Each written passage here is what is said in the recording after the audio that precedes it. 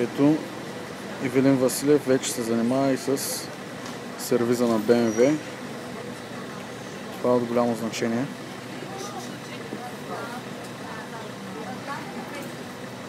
Защото ето, че се оказа, че в България наистина най-добрият човек, който прави модулите на BMW-та е Ивко.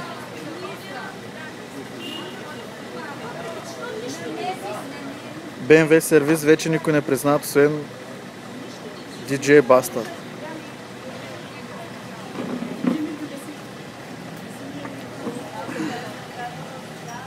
Сега ще отидем да го видим.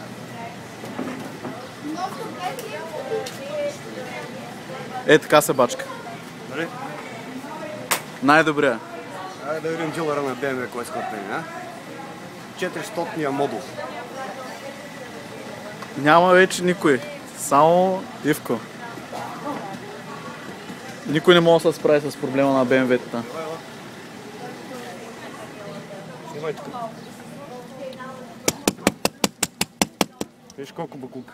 Той всичките окисляване ражда.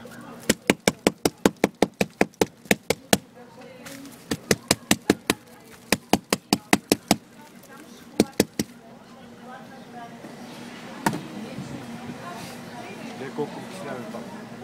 Чакам по-добре, изчакам 5-6 минути. Да, бърза работа. Да се такова, защото така ще се фукачи пак. То се работи само за интегралния.